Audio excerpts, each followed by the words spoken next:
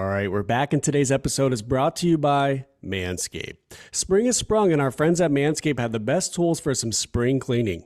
They've already helped you tighten up all of your body's basement, but this year, Manscaped can help you get the perfect presentation on that beautiful face with the new Beard Hedger Pro Kit. Make sure you look your best this spring by using the code WISCG to get 20% off and free shipping at manscaped.com. That's 20% off with free shipping at manscaped.com and use the code WISCG, WITHCG at manscaped.com. Focus on the face and use the Beard Hedger Pro Kit for the cleanest look in the game. On to the episode, baby. Let's go.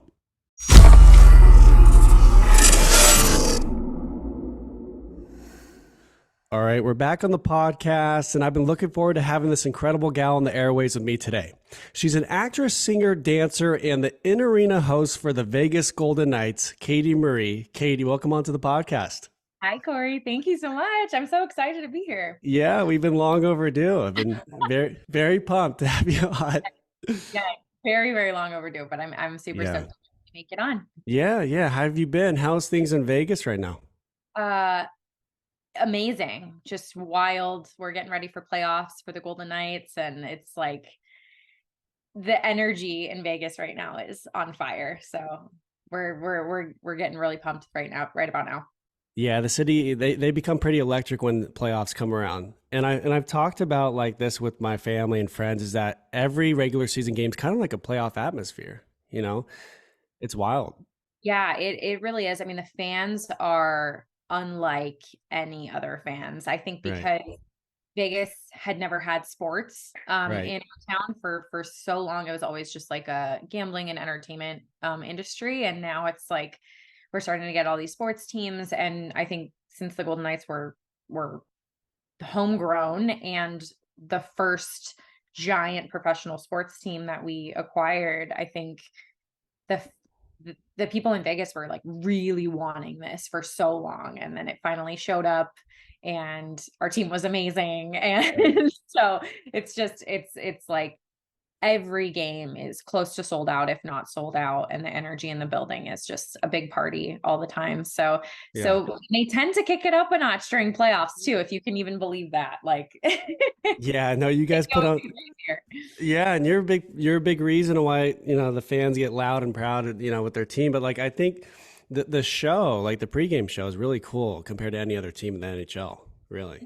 I think when I first joined the team, I joined during season 2, and something Johnny Greco, who was our head of entertainment, said at the time was we didn't know if our team was going to be any good. So we were like, we need to make this like a show. We need to make it a real show so that in case the team sucks, in case something goes horribly wrong, at least people can come to Vegas and come to T-Mobile and have an incredible experience regardless of the team's success or not. And then we just so happen to have an amazing team too. So best Yeah. of both worlds. No, it's been huge for the city, and I think it was long overdue to get some professional teams in there with the Raiders and Knights. And I could see a basketball team coming too. I've Uh, heard rumbling, so hopefully yeah. MLB too, I've heard. So fingers crossed on that. Right, exactly. Well, I am going to get into the whole T-Mobile experience and all that with the Knights and all that, but I want to start with this. I want people to learn about your background a bit, and from the beginning up until now, what made you want to become an entertainer? I just want to hear all about how you got into everything and how you were inspired to do things. Yeah, I mean, I think growing up in Vegas, I was born and raised here in Las Vegas, so that plays a major factor. Going to see, Donnie and Marie Osmond when I was a kid, and any musicals or plays that would come through town. You just grow up in such a giant entertainment city that kind of becomes like part of your blood, and your DNA. So I think from when I was really, really little, I was actually super shy as a kid. And I think around 7th grade, I got asked to be a part of this like acting competition. And I was terrified to do it, but my parents were like, you should, I think you'd be great at it. And so I practiced all year to do this competition where I had this like one little scene with this other girl in my class. And we practiced all year and ended up winning the competition. And my parents were like, oh, she's actually good. Like she can act. So maybe we should kind of push her towards that. Yeah. And again, I had no idea what I was doing. I was just like, I don't know, this sounds right. And then I finally, I think eighth, ninth grade on, kind of just started taking vocal lessons and Yeah. singing in choirs and things like that. And it was really not until high school that I joined the theater department in my high school, kind of worked my way up, started doing musicals and plays. And my senior year, I was unsure of what I wanted to do with my life. So I kind of took a year off, went to UNLV for just like gen eds, and then kind of just did a bunch of research on different theater programs and theater colleges in the country to see where I wanted to go. And took that year to just audition for as many schools as I could possibly audition for. And I finally settled on Point Park University in Pittsburgh. And they have, they're one of the top 10 musical theater schools in the country. And I got a great scholarship and had my audition there and was like, this is it. I'm doing this, moving all the way to Pittsburgh, which was a culture shock for sure. And just kind of learned everything there was to know. Me and a couple friends also started our own theater company while we were there and worked with one of one of the giant regional theater companies in the country, which is Pittsburgh CLO, and we put on like their late night entertainment. So that was a really cool experience to get to work hands-on with a professional theater company and kind of create our own art at the same time while going to school and learning about all this stuff and Wow. doing the shows in school and stuff like that. And yeah, when I graduated, I wasn't sure exactly if I wanted to move to New York or LA or stay in Vegas or whatnot. So I decided to try my luck in Los Angeles for about a year. And it actually went pretty well. I got a couple contracts while I was out there and was singing a lot and doing a bunch of different things, but my heart kept calling me back to Vegas for whatever reason. And I was like, you know what? I'm only 4 hours away from Los Angeles. I love Vegas. I love home. And so I ended up moving back in about 2017, summer of 2017. Did every musical I could ever audition for. I auditioned for while I was here. So I think I did about like 6 shows that year. And then my brother sent me a posting for the what is now the Vegas Divas, which is the dance and cheer team for the Golden Knights. It was like a posting for the auditions. And I was like, screw it. Like what do I have to lose? I'll just go audition. And so I did. It was like a 3-day long audition process, and I ended up making through all the cuts and made the dance team. So I started actually on the dance and cheer team for the Golden Knights. And then about 3 months in, the entertainment director came into the dressing room and said, hey, if any of you guys are interested, we are auditioning for a female in arena host. If anyone wants to do it, we want a female energy in the building. We think it would add to what we have going on. So if anyone wants to do it, here's the date, blah, blah, blah, blah, blah. And I was like, nah, no way. They'd never pick me. No way. And literally all of my friends were like, Katie, you have to audition. Like, what do you mean? You're an actor. Like, out of the people that are in this group, like you would be one of the people that would go audition. And I was like, maybe. And then that entertainment director came up to me at dinner that night and was like, are you auditioning? And I was like, well, I guess I have to now. You're asking me. So great. I ended up going, and I think there was about maybe like 45 people that auditioned, professionals, people from the dance team to, radio DJs, whatever. And they ended up offering me the job that night. And I still don't really remember my audition, to be completely honest with you. I think I blacked out. You black out? Yeah. fully blacked out. Don't really fully Oh remember man. what happened. But it was cool. They set us up in the arena, like with the Mhm. camera, in-ears, microphone, Nice. everything. So it was like kind of the experience of what it would actually be like. Yeah. Um, and then yeah, they offered me the position that night, and I've been there ever since. So that's kind of like the short of the journey. And I'm, doing that and still Yeah. doing theater when I can fit it in. So yeah, it's That is just so cool. been a crazy journey, but I think I've just always wanted to make other people happy. And I think Yeah. that's the general gist of like why I got into it was oh, like there's laughter from an audience, or there's smiles on people's faces, and like Yeah. it's one of those things to like get that instant, like I know that I'm at least for 15 minutes, an hour, 2 hours taking some sort of pain, or something away from these Yeah. people. I'm able to like give them a good experience for however long they're performing, like that's or however long I'm performing. So that's kind of like the general gist of why I do it, and why I got started, because I got to see so many people do that for me when I was a kid, and was like, Mhm. I might be good at that. I don't know. Let me try it. And here I am. That's So, so cool. Yeah, yeah. I want to touch on two things. One is with that, to bring joy to people and families, and to be that beautiful distraction to them for those 2 hours is just huge. I think it's beautiful. It's so cool. And you go back to saying that when you're a kid, you're very shy. Now you're in front of 18,000 people in T-Mobile Arena, entertaining. What the heck? You're getting out of your comfort zone, that's for sure. That is like such a bizarre thing to think about, because I remember the first day I ever like had to read or speak in front of a crowd, which was literally just my class in 7th grade. Yeah. My teacher had to tell me to go sit down, because I was like, I had this piece of paper in my hand and just had to read.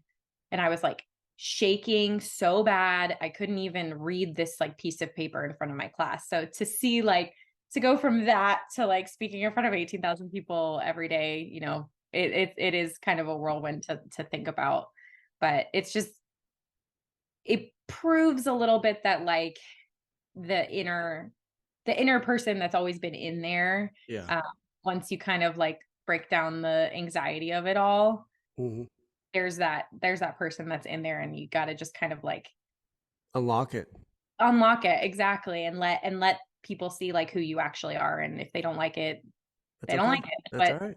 at some point, you're going to connect with a lot of different people, and be able to hopefully make people's day through that. So I think that was just the mental block I had to get through in order to be able to do what I do now. Yeah. Yeah, that's crazy. That's so cool. And it's inspiring to people that maybe need to unlock their own things in themselves. I think I it's think really so. cool. I think Uh, that's the a huge thing for Yeah. people, is Well, to not be able to be able to see further in the future of like, hey, this person did it. Maybe I right. can't, so. Yeah. Yeah. And people look back at it and be like, damn, why did I get in my head so much about it? Mhm. I have so much to offer. I have so much in me to do it. One thing I want to bring up is you were talking about Vegas, LA, New York. And I actually wanted to talk about this because I really do believe Las Vegas is very underrated to be an entertainer or to chase your dream. Everyone immediately wants to go to LA and New York, and that's fine. You said LA was a fine experience for you, but Vegas is underrated, I feel. Am I wrong on that? Tell me. I don't think you're wrong. I've been saying it for years, and I think it's because I actually had to be told that from someone who lived in LA. Like, why are you spending so much money living here when your actual home is one of the entertainment capitals of the world? Um, so that was such a weird thing for me to be like, oh, you're right. Like you're absolutely right. And Vegas, I think it's its own like niche market. There is so much work here. Um and I really think it's just about finding your place. Like where do you fit into all of the mayhem and craziness that's happening here in Vegas? And I think that's any city, really, any of the big cities, especially like New York and LA and Chicago and Nashville, like they're all hubs of like entertainment. But me personally, I'm like, I don't know if I'd go to Nashville because I'm not a singer songwriter. That's more for singer songwriters.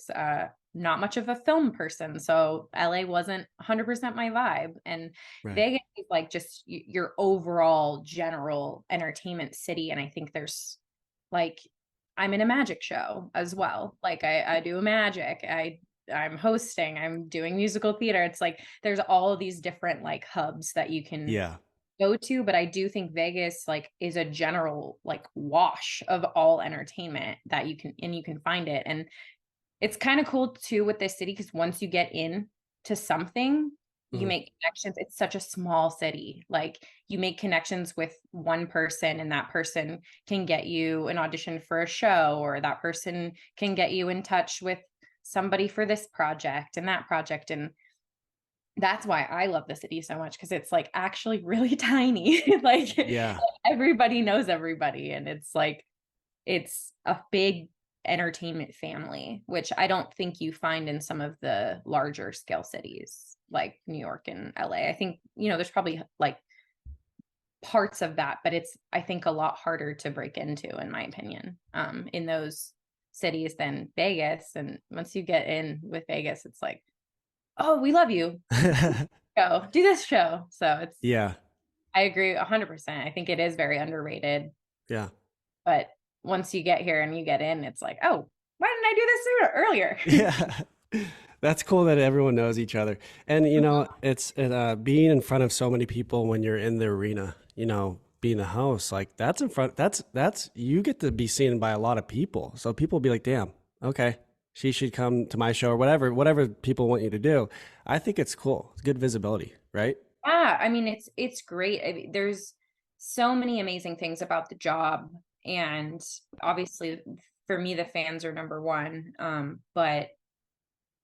But yeah, I mean, it's a great talking point Yeah. when you go into any audition or start talking to any person, whether it's Yeah. business or whatever. It's I think the Knights are so loved and well known here that it's just a Yep. great conversation starter, period.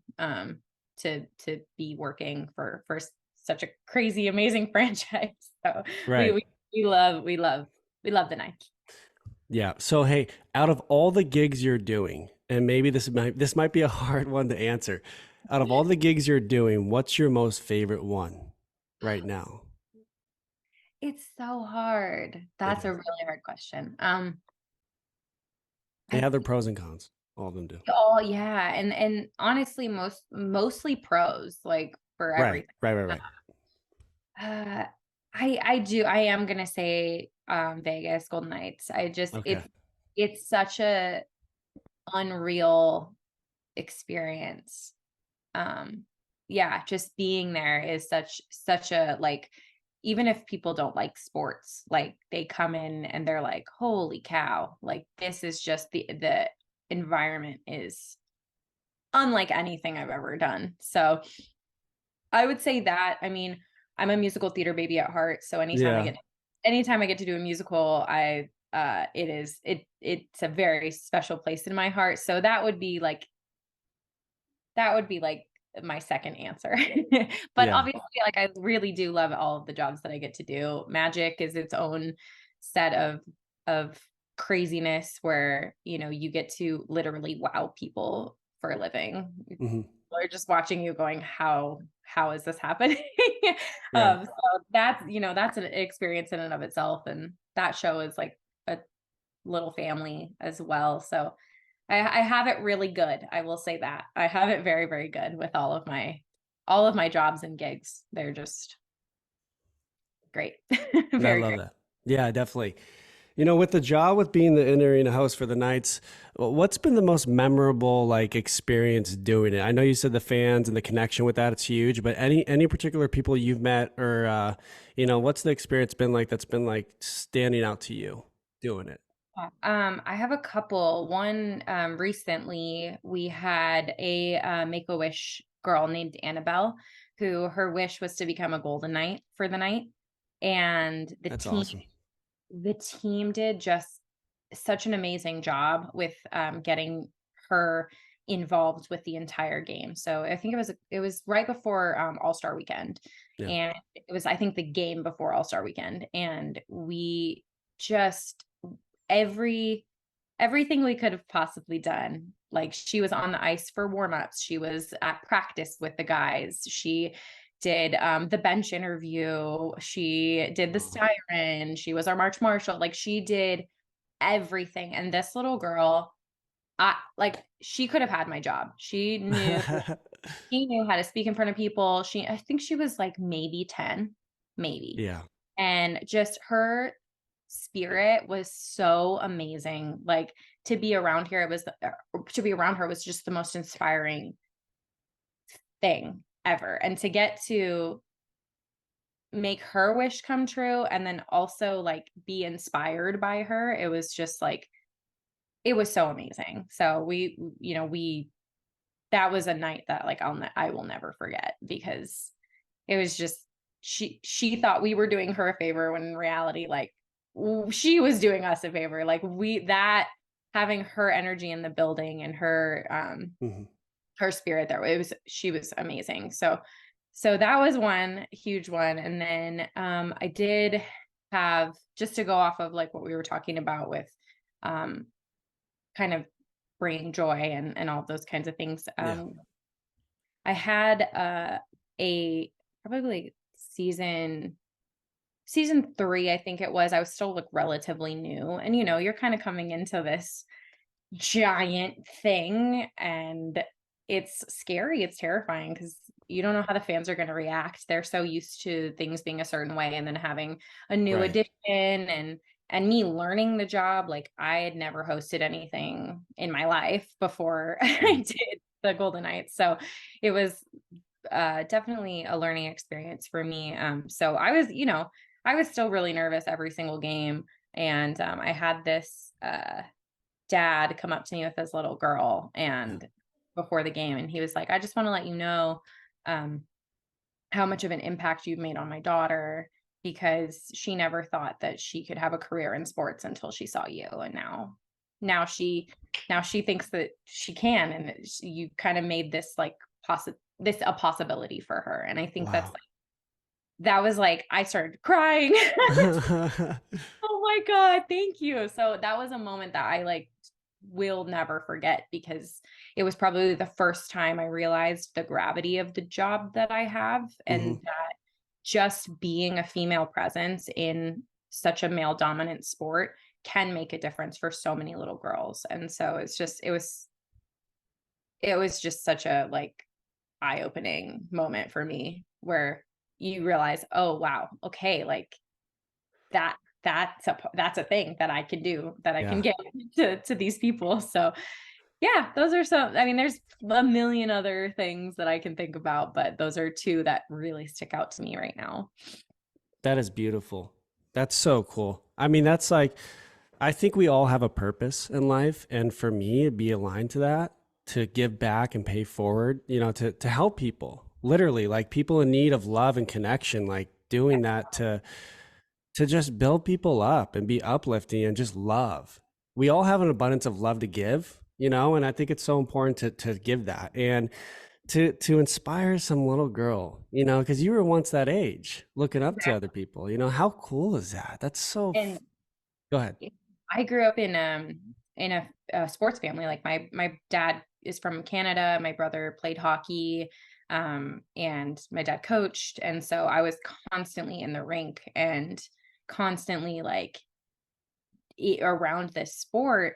And I really don't remember that, I know of, don't really remember seeing a lot of women in the sport, in sports, period. And so, I grew up like late 90s, early 2000s, so it was a little less common back then. And so getting to have this opportunity kind of like land in my lap and be like, "Oh, I can take my love of hockey that I've had since I was a kid, and my love of entertainment, and my entertainment background and smush them together and have this like crazy amazing job. So, I was once that little girl that was like, "Oh, I don't know if I could ever have a career in this." Like, cuz I don't really see much of it. So, it's cool to like kind of be on the other end and have like that little full circle moment of like, "Oh, Yeah, like I could be that person for somebody," which is like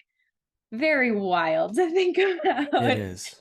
Very, very wild to think about. And Yeah. so, I mean, that did it for me for sure. I was like, I will keep this job for as long as humanly possible because if I can change anybody's life in the smallest, tiniest way, even if it's just one person, like that's worth it for me. So, Yeah. And I think too, some people are nervous to even tell you that probably. There's probably so many people in that arena that want to go up to you and just tell you that you don't know. You know what I maybe mean? I don't I would know. think so. Yeah. They can I mean, admire you from afar. right. So that was, I mean, to actually get to hear that was like Yeah. so cool. And so that re-inspired me for everything. So I've gotten that with like shows that I've been in as well of Yeah. like for my first musical that I went and saw and looked up and was like, that's what I want to do for the rest of my life. And, you know, to be kind of like doing that now is like one cool for me to say that like I'm achieving dreams and goals that I had when I was a kid. But also even cooler that like that can also be inspiring to somebody else to want to do that for their life and their living and see where they go. Yeah. I love that. We're all good enough and we definitely can go after those dreams and goals and passions that we have. I want to transition to another subject. This subject I've been focusing on a lot in my latest episodes, and that is mental health. And I've been looking forward to talking about it with you. Obviously, as we've been talking about, you have a lot of things to balance with your gigs, and how important is it to take care of yourself when you're not in the spotlight? What do you do for yourself to kind of, just take care of you when you have the downtime? That is, I think, one of the hardest things as a performer, or anyone in entertainment is to turn off. Because, you're in front of 18,000 people, you have to be on. You're in front of, however many people you have to be on. And um, I think turning off whenever you can is probably like one of the biggest things. And just doing self care, like whether that be taking a bath or like going to the spa or like going shopping or eating dinner or whatever the case is. um it's whatever it means to you. For me personally, I really like to just go home, lay in my bed and like just watch a silly TV show. Like that is, and not talk to anybody, just Yeah, be like completely alone for, it doesn't even have to be a long period of time, like an hour. That's it. yeah, And then I also journal a lot. good. Uh journaling a lot. And then I also do see a therapist usually every week, week to 2 weeks, just because it, like you said, it is so hard to balance. And I think the caveat of being a performer is also wondering what's next all the time. What's next? Because that's what everybody asks. What's next? What are you doing next? What's your next show? What's your next gig? And you're like, I don't know. I don't know. So My next gig is to recharge. yeah, my gig is to like go fall off the face of the earth for a month and then come back. So I think that's, it's such a hard thing to balance. Yeah, The work, personal life, friend life, family life, yeah, because we're not 9 to 5ers, mhm, we are pretty much always working. So, yeah, and then especially when, you're out and about, you're still representing brands and companies that you work for. So you still want to be somewhat on, even if you're just having dinner or you're just, having a drink at a bar, like you still want to be on. So I think having a soundboard to, I don't think you have to go to therapy. Me personally, I love it. because you have this unbiased soundboard to get to throw everything at and be like, is this okay? Is it okay that I feel this way? Is this fine? And then to have them be like, yes, Katie, you're normal. You're Yeah. fine. Yeah. You're a normal Yeah. person. Like everything Yeah. is okay. And then journaling for me, it's more just about like moments in time. Like however you're feeling in that specific moment, just getting to write it all out and be like, this is it. I'm dumping it into this space that's a safe space that probably no one will ever read. And I probably will never read it again either. So it's getting to like vomit out all of your feelings. And then, Yeah.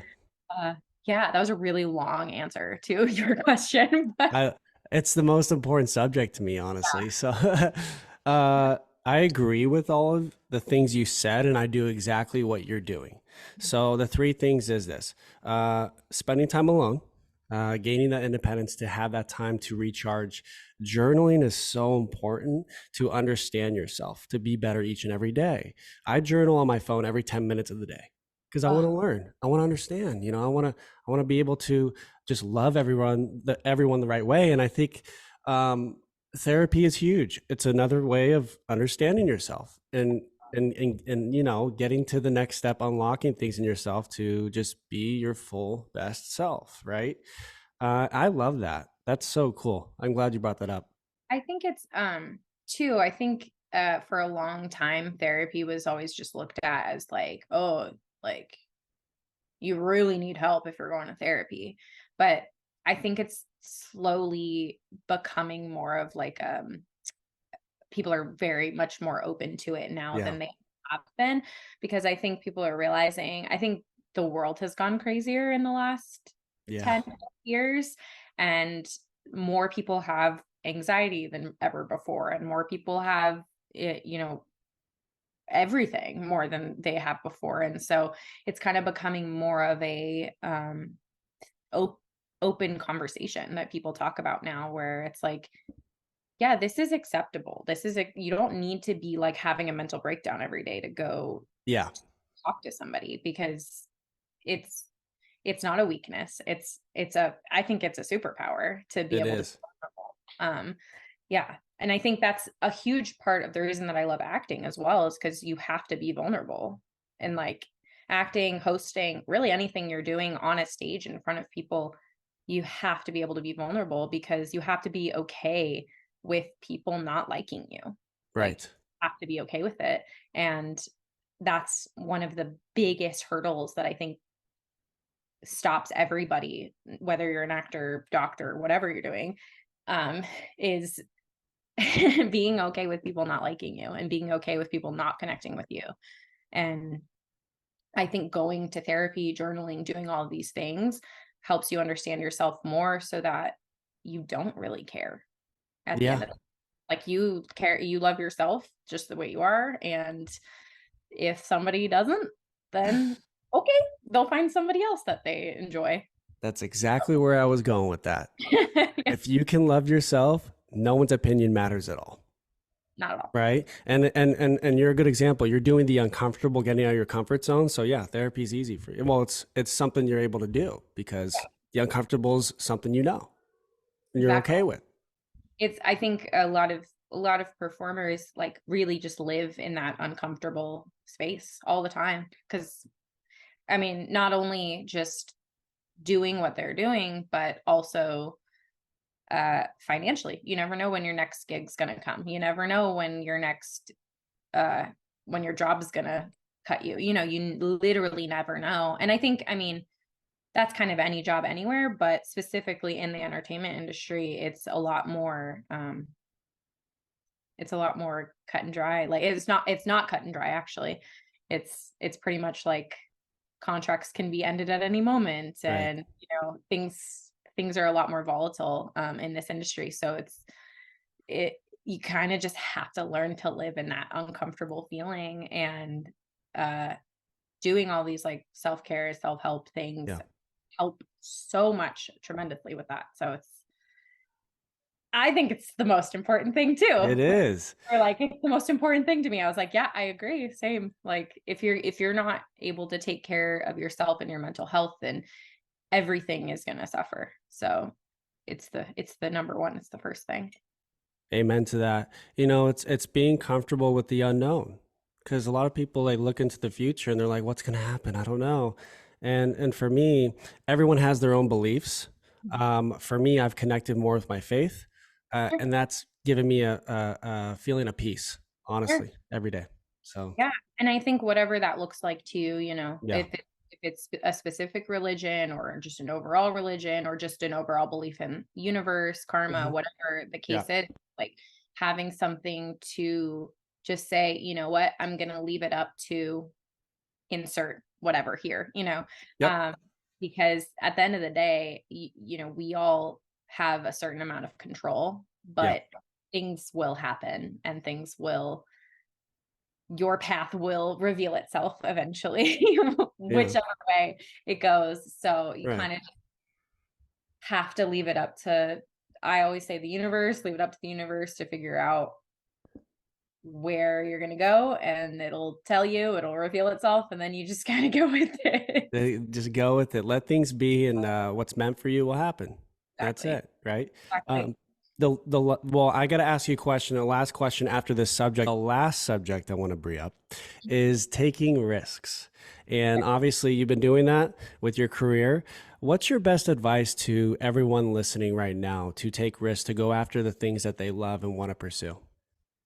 Um, I think it would be say yes. Like everything that I'm currently doing other than musical theater was an opportunity that I never in my life thought that I would do, but it presented itself and I said yes. And it has turned into like the most amazing career, most amazing life. Like I never in my life thought I would be a host for an NHL team. I never thought I would be a magician's assistant. I never thought that I would be uh repping brands and being a spokesperson for different companies, and like never did I think that. But it's keeping an open mind to everything within your um career path, not just that one specific thing. Because obviously, I went to school for musical theater. Mm. I love it more than anything in the world, and I still get to do it. Still auditioning, have an agent, all that stuff. Um, but I'm able to have a pretty stable career in the entertainment field because I said yes, and I kept an open mind to taking jobs that weren't just musical theater based. So that would be my biggest thing. And be kind, like be nice. That is like, be easy to work with.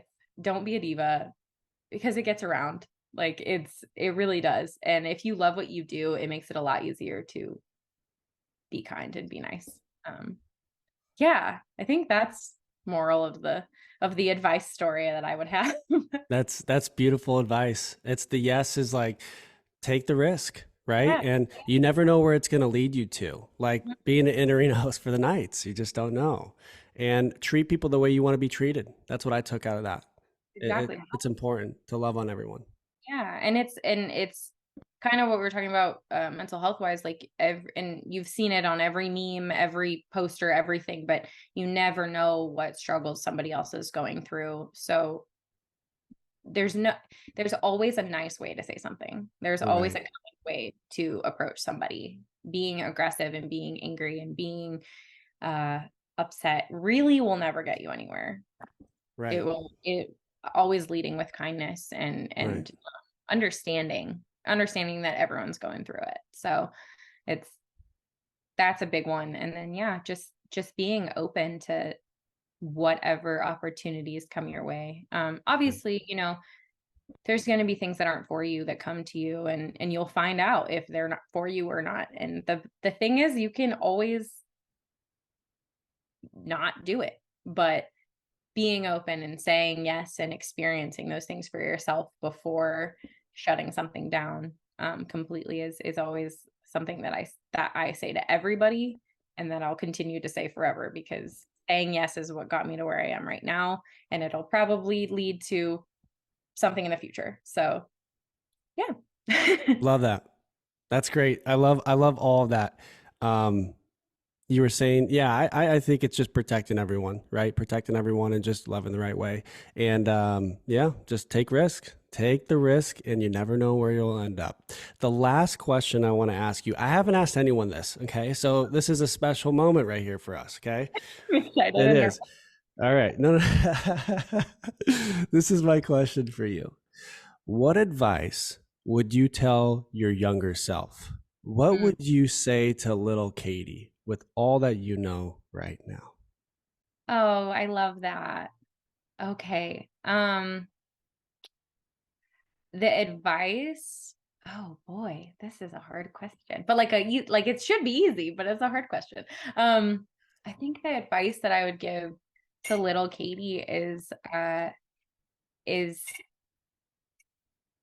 be this is gonna sound like a greeting card, but but really just be yourself, because people, I promise people will love it, and you will love it. The more yourself you are, the easier life becomes, Yeah. because you don't have to worry about putting a mask on. You don't have to worry about hiding bits and pieces of yourself from everyone, because your quirks and the things that you think are wrong with you, people will um, see, and they will respond, and they will uh, go, oh, I'm like that too. The more real you are, the more people can what is the word I'm looking for? They can look up to, Look up to, and admire. admire, and kind of they see that in themselves as well. Right. They, oh, hey, like she does that weird thing, I do that weird thing, and people like it when she does it, so I can do it. Right. It's like Yeah. you really like, I think for a long time I tried to be like this perfect version of what I thought people wanted from me. And even as a kid, like tried to be like this perfect little angel and this perfect thing, and give everybody what I thought that they wanted from me. And then when I finally broke through all of that and just decided to be my weird, quirky self, and embrace all the things that made me different and fun, uh, people started to respond to me very differently, and in a good way, in a very good way. And I've noticed that as a host as well. Like I don't necessarily, I don't put anything on when I'm on camera. I just am 100% myself, and I've gotten a lot of really good feedback from that, of like, you're just you, and it's awesome. So it's like, Yeah. that would be my biggest advice to younger me, is just be like, hey girl, you're awesome. Be yourself. Yep. I think that's the most beautiful advice you could give to yourself, Yeah. because it's like you are good enough. You can just be you, and people are going to be attracted to that, and you just want to be an example to other people to, you know, let them learn and open up and be themselves too. Really, right? And I think it's a concept that we've all heard, we all know. Yeah.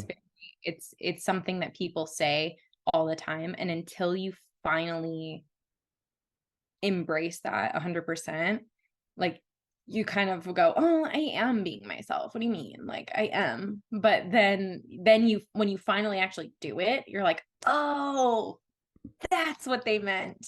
Yeah. This makes sense now. Like it really makes sense. And you really see like a difference in how people treat you when you just Yeah. are who you are. Yeah. It's awesome. It's a really awesome thing. That's a part of every day growing, evolving. Is like at some point it clicks, and you're like, I'm fine just being me. Yeah. Like I Yeah. don't have to put anything on. I don't have to be a specific way or specific person for people to like me, or a specific version of me for Yeah. people to like me. It's like no, like that, I can just Stick be into one. Yeah. it. I love that. That's great. Well, hey, in conclusion, coming down to the end of this episode, I want to say this. I am truly inspired by you with everything you're doing. You're very good at what you do. I've seen you live at a Knights game.